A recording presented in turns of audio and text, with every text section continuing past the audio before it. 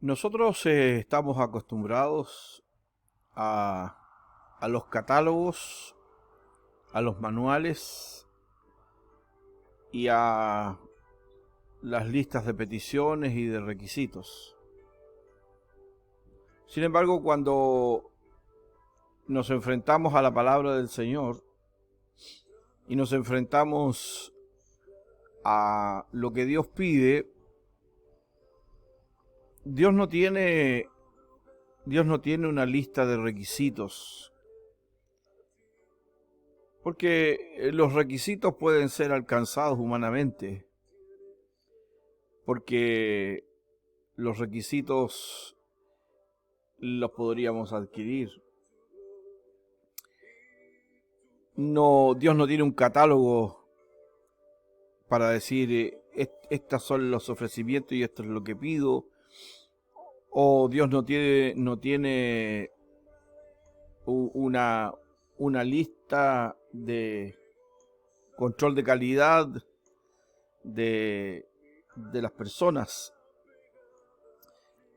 Lo que Dios pide o lo que Dios nos presenta a nosotros, más que una lista de requisitos, es un perfil.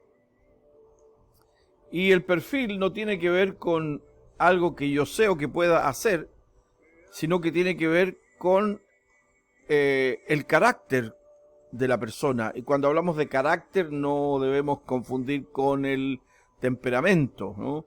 Cuando hablamos de carácter estamos hablando de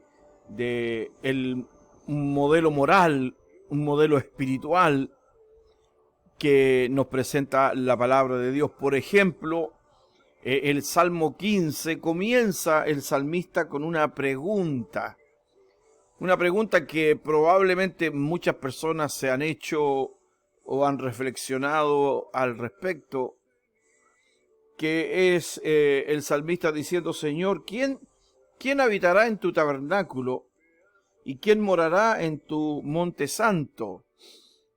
En otras palabras, ¿quién va a entrar al cielo o quién va a heredar la vida eterna? ¿O de qué manera podemos? En alguna oportunidad la gente le preguntó al Señor Jesucristo: Señor, ¿cómo o qué he de hacer para heredar la vida eterna? Y el Señor no respondió con una lista de requisitos, sino respondió con una palabra que apuntaba al ser interior de la persona, a ese carácter modelo que pide Dios. El Salmo 15 expresa entonces actitudes y acciones que son propias del carácter de una persona que conoce al Señor. El que anda en integridad y hace justicia y habla verdad en su corazón, el que no calumnia con su lengua, ni hace mal a su prójimo, ni admite reproche alguno contra su vecino, aquel a cuyos ojos el vil es menospreciado, pero honra a los que temen a Jehová, el que aún jurando en daño suyo no por eso cambia, quien su dinero no dio a usura, ni contra el inocente admitió cohecho, el que hace estas cosas no resbalará jamás. Este es un perfil de una persona que conoce a Dios y que vive por los parámetros de la palabra de Dios. En los evangelios nosotros encontramos esa pregunta del joven rico diciéndole al Señor: Señor, ¿qué cosas haré para heredar la vida eterna? Y el Señor le responde diciéndole: bueno, guarda los mandamientos. Y él dice: lo he hecho desde mi juventud. Entonces anda, vende todo lo que tiene, dáselo a los pobres y sígueme. Y ahí se probó el carácter de ese joven rico. Estaba más aferrado a las cosas de la tierra que realmente a amar a Dios, como el Señor dice que debemos amarle.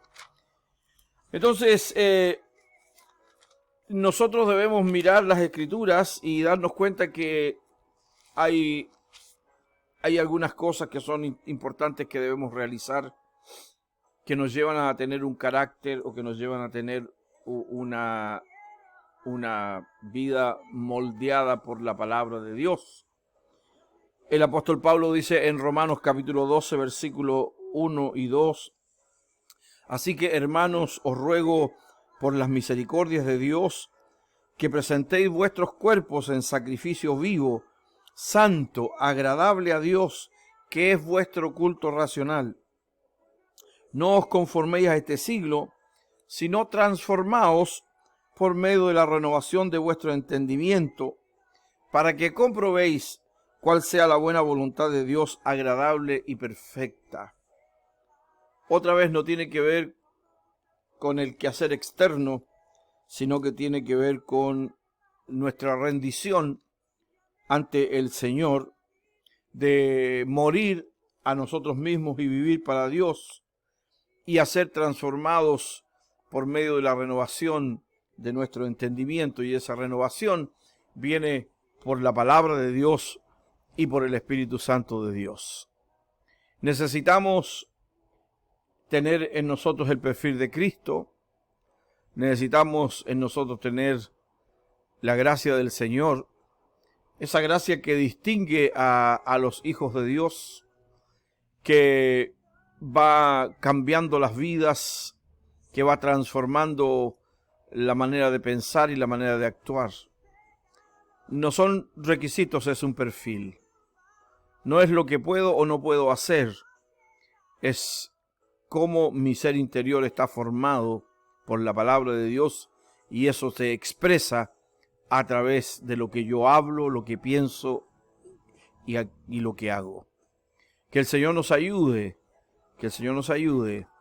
para que podamos alcanzar esta medida que Él nos pide. Que su gracia esté con nosotros y nos acompañe siempre.